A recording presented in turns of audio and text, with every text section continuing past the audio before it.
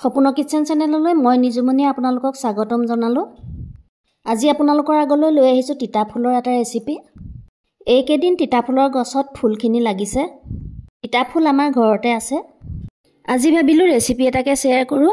সেয়েহে 100 গ্ৰামমান মাটি দালি ভালদৰে ধুই চাফা কৰি প্ৰেছাৰ কুকাৰটোত 2টা চিটি আহিবলৈ দিলোঁ। জোখমতে অকণমান নিমখ দিলোঁ।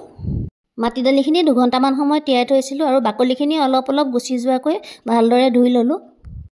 এতিয়া তিতা ফুল কেইপাহৰ পৰা পাহিখিনি উলিয়াই ল'লোঁ।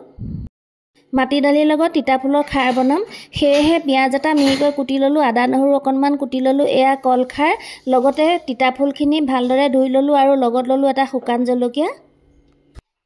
এয়া 2টা চিটি অহাৰ পাছত মাটি দালিখিনি খুব ভালদৰে সিজিলে। এতিয়া কেৰাহীখন গৰম হ'বলৈ দিলোঁ আৰু তাতে 3 চামুচমান মিঠাতেল দিলোঁ, লগতে অকণমান পাঁচফোৰণ আৰু কাটি থোৱা পিঁয়াজখিনি দি দিছোঁ। লগতে মিহিকৈ কুটি থোৱা নহৰু আৰু আদাখিনিও দি দিছোঁ আৰু হেতাখনেৰে লৰাই দিছোঁ। পিঁয়াজ আদা নহৰুখিনি অকণমান ৰঙচুৱা হোৱাকৈ ভাজি ল'লোঁ আৰু এতিয়া তাতে তিতা ফুলৰ পাহখিনিও দি দিলোঁ। গেছটো ল' ফ্লেমত ৰাখি তিতা ফুলখিনি অকণমান লৰাই দিলোঁ আৰু অকণমান সময়ৰ বাবে ঢাকনখন লগাই দিলোঁ।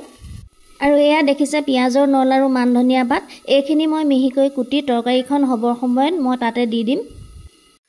তিতা ফুলখিনি অকণমান ভাজ খালে আৰু এতিয়া ইয়াতে বইল কৰি থোৱা মাটি দালিখিনি দি দিছোঁ।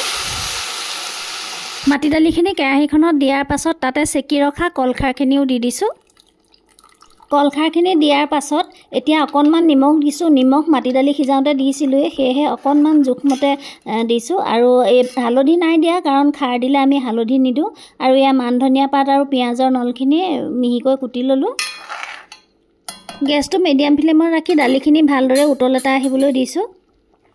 এইখিনি সময়তে ইয়াত এতিয়া পিঁয়াজৰ নলা আৰু মান ধনিয়া পাতখিনিও দি দিছোঁ। ভালদৰে উতল এটা অহাৰ পাছত গেছটো অফ কৰি দিছোঁ। এয়া তিতা ফুলৰ লগত মাটি দালিৰ খাৰৰ তৰকাৰীখন হৈ গ'ল। এতিয়া আমি এইখিনি ভাতৰ লগত গৰমে গৰমে পৰিৱেশন কৰিম। আপোনালোকে যদি এনেদৰে নাই খোৱা এবাৰ বনাই খাবচোন আৰু কেনে হয় কমেণ্ট কৰি জনাবলৈ নাপাহৰিব। ভিডিঅ'টো আজিলৈ ইমানতে সামৰণি মাৰিছোঁ। ভিডিঅ'টো সম্পূৰ্ণকৈ চোৱাৰ বাবে আপোনালোক সকলোকে মই অশেষ ধন্যবাদ জনালোঁ।